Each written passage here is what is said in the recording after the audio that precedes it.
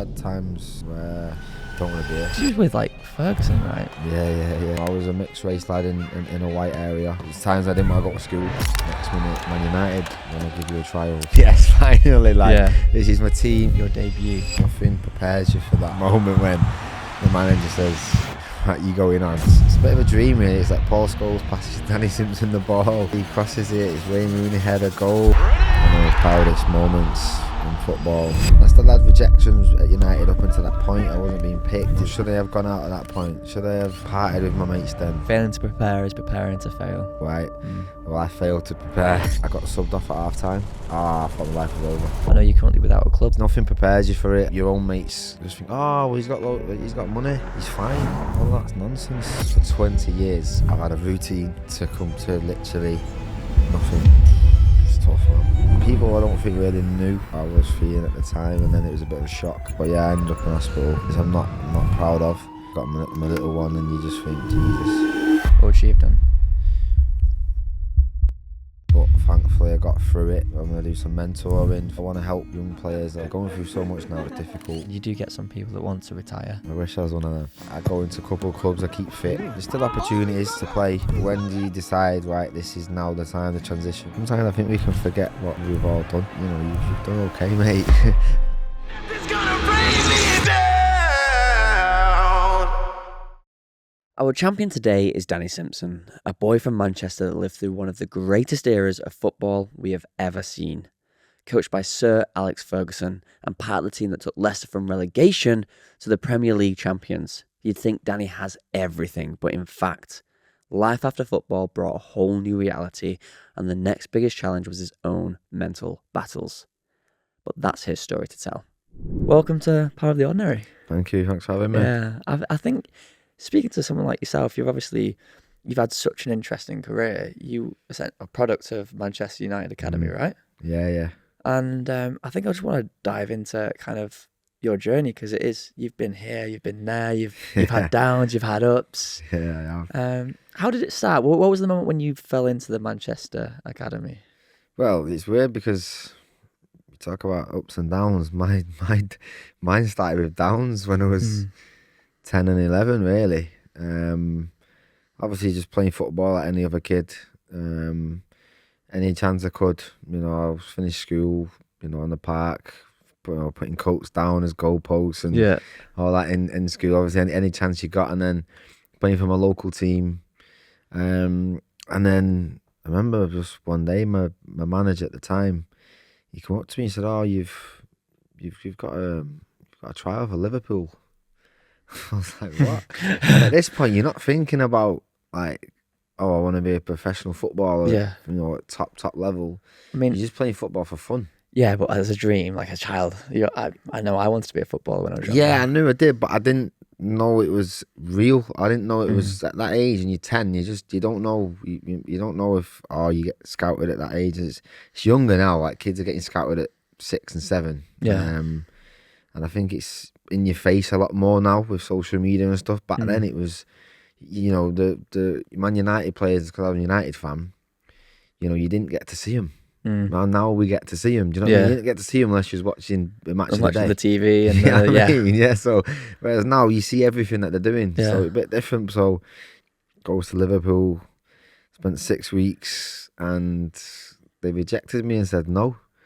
So it started from my hunger, but actually came from being told no. And rejection. So Liverpool, they said no. Goes back to normal life, playing for my local team again. And then the next thing was, Man City want you to go on a trial.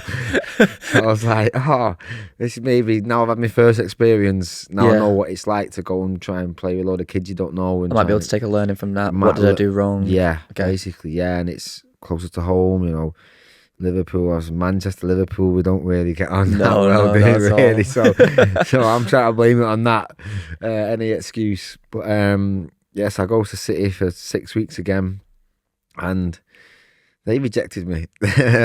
Double rejection. Yeah, so I had double rejection within like a year. And how old are you then? I'm like 11 now. That's quite young to be rejected as well. I'm literally just about getting into high school, and then that's when you start thinking, and right, this is what I want. Like, must be how I want to be a professional footballer. I don't just want to stay local. And then I kept going, as you do, because you don't give up even at that age. But I'm starting to process what I want, what I need to do better, what I need to do more, even at that young age.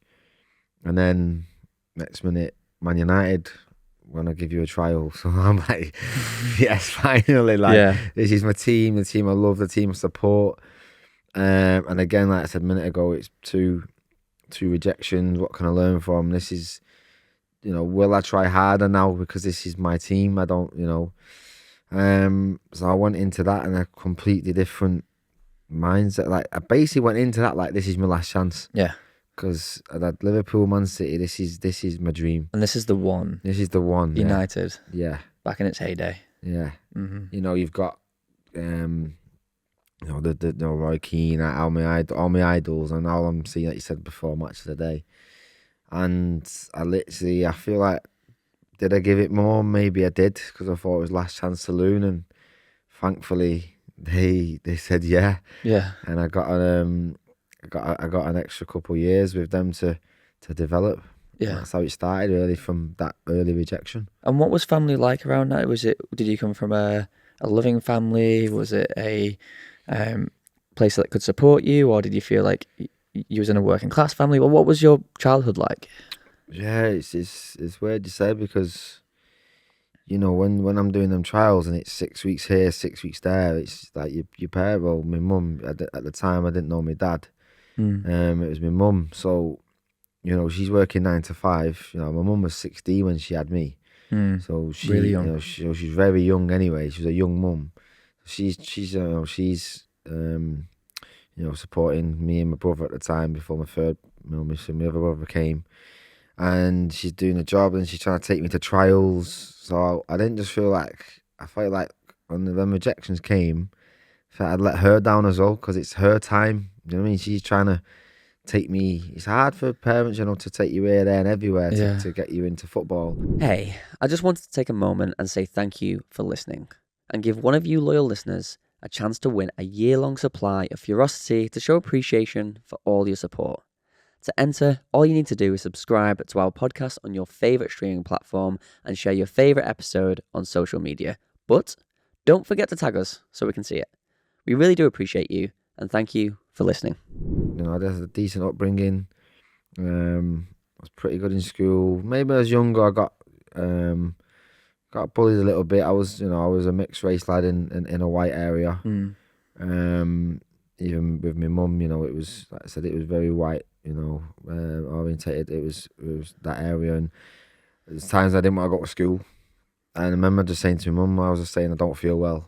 I'm sick. I didn't want to go to school, and eventually it was too long, and she kind of got on to it. What was it? Eventually I told her, and she just flew off the handle straight into school. Right. Obviously grabbed the head teacher, and then from what she told me as well was, it was the parents. There must have been a meeting, and the parents spoke to the kids. Yeah. That's going to be quite hard to imagine comparisons as well. You're in an area, like you said, it's predominantly white. Racism is bigger there. It's a thing. You feel alienated already. You're probably playing football at a local club. The dads are there. You're probably one of the only mixed race people that's there. You've not got a father to go and back to. Like, that feeling of comparison, was that ever really like in your mind? Was that driving you at any point, or was you just like, no? Yeah, I always felt different. Not sure exactly pinpoint what it was down to, but yeah, I always looked around and felt a bit different. But like you said, I always felt like this is what I said. Football was my safe space, if you want to call it. Yeah. Like once you go and play, doesn't matter who you are, what colour you are, what ethnicity you are, like football's football. Yeah. You all playing the same game, and you all want to win. Yeah. And that was what I loved, and that's what got me through more. Yeah. Tell us, you start going into your football career, because I know you had some time at United, you went alone different places, and you started then Newcastle. There's so many different elements to that, but what was the first moments being like? Because you was with like Ferguson, right? Sir Alex Ferguson, one of the greatest managers. Yeah. Well, talking about mindset, there's no one better to learn from, me. Right? You know, you don't really notice it because again, you only saw these players and this manager on telly, and now you're walking around and the next to you, and you're scared, isn't it? You don't know how to behave, but then what you do is you get to see why they were so good, like their skill set, their raw talent, the mind, why they were so successful. Yeah, you know, the dedication in the gym before, after even sometimes you watch them training. It was like everything mattered.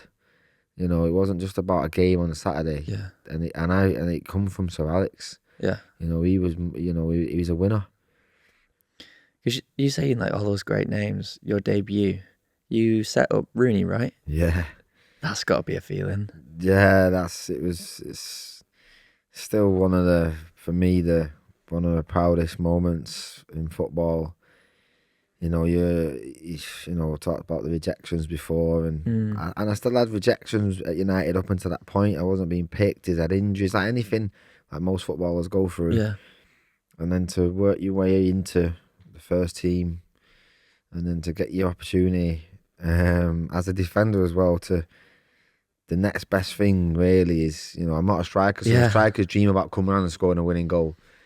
You know, the next best thing is to set someone up, you know, and at the Stretford end, and you know, it's a bit of a dream really. It's like Paul Scholes passes Danny Simpson the ball, he crosses it, it's Wayne Rooney header goal, where everyone's you know, celebrating, and I'm just like, this is a dream come true. You know, this is what I've done I wanted for 10 years. You know, this moment, and I'll just never forget. Then they all went over to me, and Rooney scored, but they came to me, and it was just that was just the you know, the kind of people and kind of the company and the team that they were, they were so buzzing for a young player to have that moment that they celebrated. They wanted you to have that moment. They wanted me to have that moment. They celebrated it more with me than with Rooney, because he scored enough. He was popping them up left, right, centre. Overhead I think it's probably one of his first headers actually as well. Right.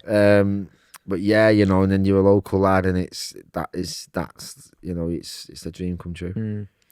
And then in those moments, like you just said, like you had downs on that journey to get into that point, because like you said, you're stepping in, you are literally with the world's greatest, and still down to this day, like in those books, they're iconic times in football. Was you like getting in there, getting nervous? Would that make you fumble? What was that mindset going onto that pitch that day, like on a training day? Listen, anyone that says they weren't nervous, I think are lying. Yeah. And I think for me, nerves were good. They actually made me focus more. You know, when you don't have that feeling in your stomach, that little butterfly feeling, it's like, if I didn't have that, I didn't feel like I was on it as much. Yeah. But yeah, you said, just, you know, they helped because they knew they'd been there. So, and I was the same when I went on my career, and there was a young lad, and he was going to get his. You try and make them feel as comfortable as possible. Yeah. But yeah, it's like you said, it's you train and you watch all these players, and you train your hardest, and you know, your dedication, commitment, and you're trying to get better, but nothing prepares you for that that moment when the manager says, right, you going on, you're on. All you can do is give it your best. Yeah. And I remember I had some words that is, you know, as long as you give 110% and you can look in the mirror, then whatever happens, I think you'll be all right. Yeah. It's if you look in the mirror and you know you haven't given everything. You could have done more. You could have done. That's probably the worst feeling you could have, I think. Yeah. Is could I have done this? Should I? You know, them question marks. And that's what I never wanted to have. And have you had those moments? A I actually have. Mm. So yeah, I was young. Yep. Should they have gone out then? Yeah. You know. Be open and honest. That's the point in this thing. It's Yeah. You know, should I have gone out at that point? Should I have partied with my mates then? Should I have? You know, I'm training with the best, the elite, every day, and there's times, not that there's times, but you know, if I've been out on a Saturday, why you out? Now when I look back, why was you out on a Saturday? You're going to train on Monday with the best players. I needed to be even on my game even more to get to their level. I'm down here, they're up here. Yeah. So yeah, I have had them moments, but at the same time, even in them training days, I still gave Everything 100%. But I'm 100% might not have been what it could have been. Because you look in that mirror, you go, well, was that night out really worth it? Yeah. I'm so sorry to pause this podcast, but I've got a question. Are you fearless? This podcast is brought to you by Ferocity, and they've just released the brand new can, which is for the risk takers, the ones that simply say yes. If you want to buy a can, head to ferocity.co.uk. And now back to the show. It was actually a moment where what I learned actually for the rest of my career was I had a game. You know, there was a game against Everton, and the night before I was just up in the hotel, I was just messing about, I was trying to fit in, right? Trying to get to know everybody, and I was up late. I didn't think I was going to play, and the game comes. Sir Alex says you're starting, and I wasn't prepared. Right. So again, there's a saying, isn't there? What is it? Failing to prepare is preparing to fail. Right. Well, I failed to prepare, and I failed. Right. I didn't have a great first half. I did everything wrong. I just wasn't in the right place. Yeah. I wasn't ready for the game, and I got subbed off at half time. How did that feel? I thought my life was over. Right. Career's over. So Alex in my face, hairdryer, left in the dressing room, pretty much in tears. And then ever since that day, throughout my career, it was always prepare, because you never know. You might not be playing, but someone could get injured, someone might be sick, he might change his mind. You know, you always be ready to start the game and be mentally ready, physically ready, because you just never know, and you don't want to if you get an opportunity, you might only get one chance. Because it's interesting now, you say like those little mind games at the test. He could have been catching you. He could have gone, he was out late last night, he was doing all this, right? He might have a rubbish game, but our team can take it. Let's try and change his life around whilst he's still in his career. But then it's interesting because then you start getting put on loan, right?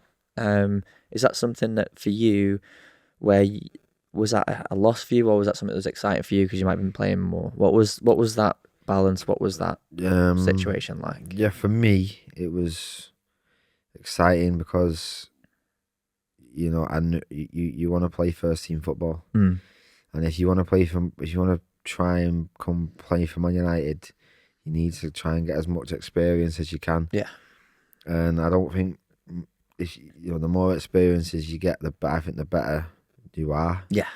So going out on loan, meeting different people, different types of characters, different managers, different ways of, and not even that, just being in that Man United bubble. You know, you've got the best of the best, and you might go on loan somewhere, and the training ground's not as good. You don't get the same food. All these different little things that, and it also prepares you that if you don't make it at Man United, you know, this is what you're gonna get. It could be, these other clubs. There's nothing against them. Yeah. Because I went to some great clubs, but there's a couple where you're like, oh, this is football. No, not every club is Man United, and not every player is going to play for Man United. No. It's just a simple fact. I mean, very few people get to play for Man United. Yeah. Like if you look at the grand scheme of everyone that wants to be a footballer, even to get into like Premier League football, like it's very few people that do. We'll go back into the middle bit of your career in a moment, but I know let's just skip forward a little bit. You've had a successful career. You've been up in Newcastle. You've played a lot of games, and then you've came to a point now where you don't want to give up football. But I know you're currently without a club. Like, what's those feelings feeling like? It's tough, man. Yeah. Yeah, I'm not gonna lie, it's tough. It is low.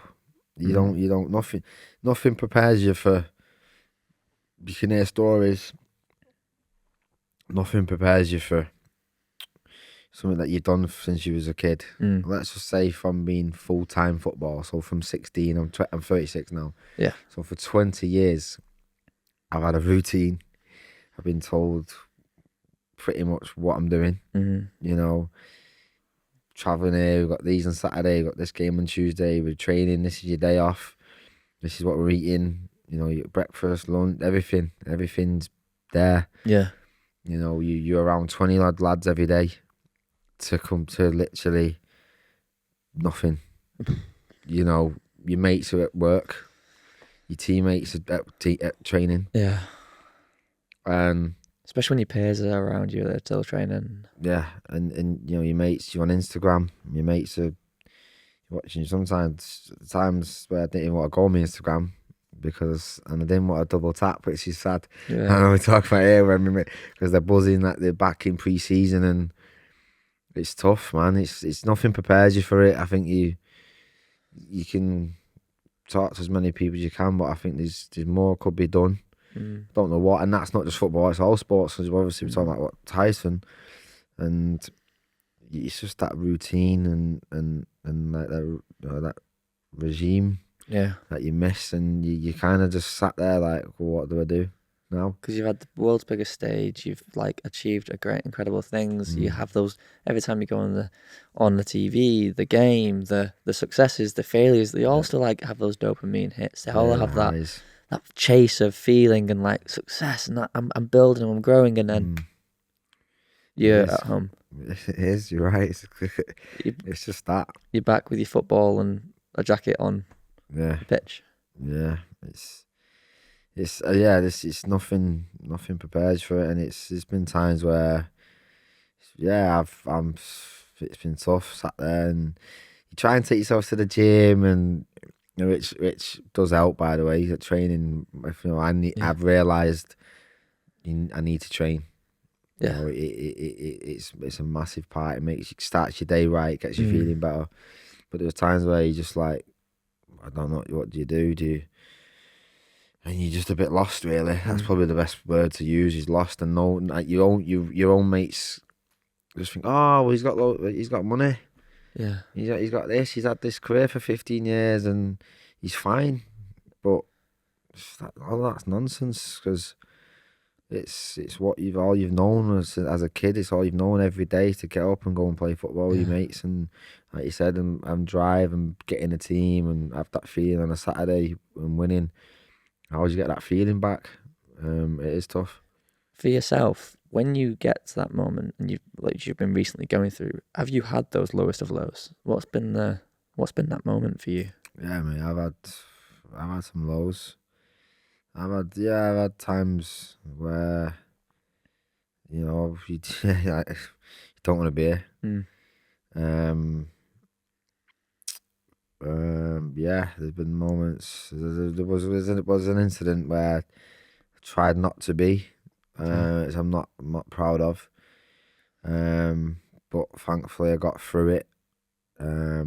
What was that, if you don't mind me asking? Yeah, I just ended up, I don't want to too much details, but yeah, I ended up in hospital. Okay. I just tried to not be here. And thankfully, and you know, people I don't think really knew how I was feeling at the time, and then it was a bit of a shock. And then I got that's when you find out who your real friends are. You know, your family. So I got my little one, and you just think, Jesus. Yeah. You know, what would I have done? You know. What would she have done? Yeah. What would I have done to her? Sorry, that's what I meant to say. And what was she done? And no, I get it. And it's like, and again, it was a lot of it's, you know, football and the lows. Like it's the lows are low. Yeah. But then you come through it, and it's like, well, thankfully I got through that, and you know, don't want to get to that place again. And I think you then find what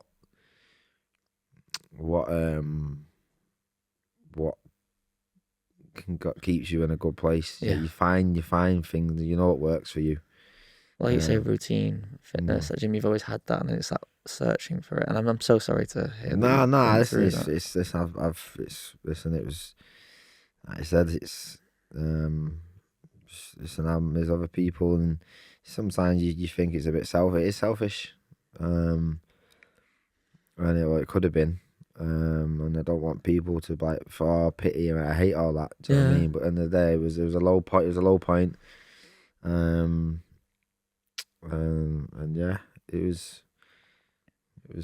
I think what it was. I want to say actually, because I don't actually think it wasn't a case of I didn't want to be here. It was a case of I wanted to sleep for a bit, and that's what it was. I took a load of sleepers, probably 10 times too many than you're supposed to. And it was. I don't think it was just a case of. I just think I just wanted to just. I get it. Sleep for a week. I understand. Like, my mum went through massive amounts of depression, and I seen those kind of things, and she did try to take her life. And when you're in that moment, it's an echo chamber that you feel like you can't escape.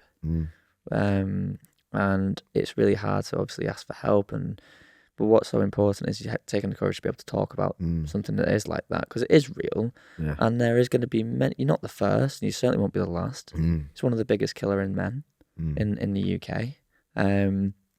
And if you don't speak about it, there's going to be more and more, because they don't feel like you can reach out. Like you said at the beginning, people didn't talk. This is what I was getting to. Yeah. Like I said, but, and that's what I was I didn't get into it properly, but that's what I was alluding to. Yeah. Is about then you wasn't able to talk, whereas now I feel people can talk, and like that's why I want to. I'm going to do some mentoring for youth players. They're going through so much now. It's difficult, social media, money, all sorts of stuff that goes on in life, injuries, all sorts of stuff. And yeah, I'm doing a degree soon. Oh, really? Yeah, that's cool. Yeah, which is a bit weird. What's the degree? Yeah, it's 2-year degree on psychology, emotional intelligence, and leadership. This is through the PFA. So yeah, I'll be starting that in a few months. So yeah, and that I think that'll it gives you something to do. But I'm interested in it. I want to help. Like I said, I want to help. Young players or if I can have my own experiences and talk about them. What I've been through, the highs and the lows, but also what I learn as well, and I've. It's great to hear you are going to go and it doesn't matter that you're in the 30s and you're going to be going to do a course. I think that's really exciting. Yeah. That should be celebrated more. I appreciate that. No, I appreciate that. I'm looking. I'm nervous, but I'm excited. Yeah. Even if I'm back into football, I can still do it. But yeah, no, I'm excited. I said it's like you said, it's about having goals. I've always had something to work towards, and that's hopefully that's the next goal. Yeah, hopefully that's one of a few goals that in the near distant future. Because you've been doing punting as well, right? Yeah. Punting. How's that starting? Yeah, I love doing my I love that. I love going to games, and I've been doing it for a while now. Again, that comes down to routine, and I've only just realised this recently that in football you have this routine, and I had this way of I've got a game Saturday, I'll do this on a Friday, and I got this routine now where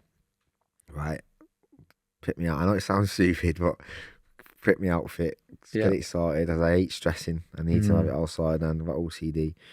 I sit there and I do my research, I get my notes, do my homework, and then you go into a game, and it's like it's the whole I'm going to be on air at this time, and then you see all the lads again.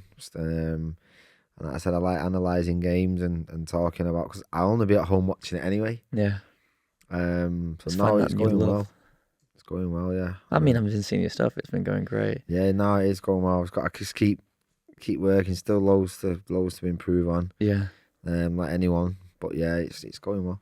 Mate, well, absolutely congratulations in that, and I mean that probably kind of brings us roughly towards where we were, roughly around about. But I think I did see, like you said, you've had that time of adjustment, bringing that time into adjustment. What's next? We've got university, we've got the punneting stuff, the presenting, and doing something that you love, which is still football, around football, and being like, this.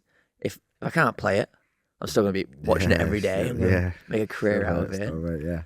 But I did see a clip with you recently on, I think it was with Scott Thomas. I think you did a bit of a sit down with him, and it was almost a moment where you were chatting about, you've always been known as this like party boy, Simo, and you've had that brand and you're trying to change it, and it's almost like who you are now. I just want to touch on maybe all of those things we just chatted about.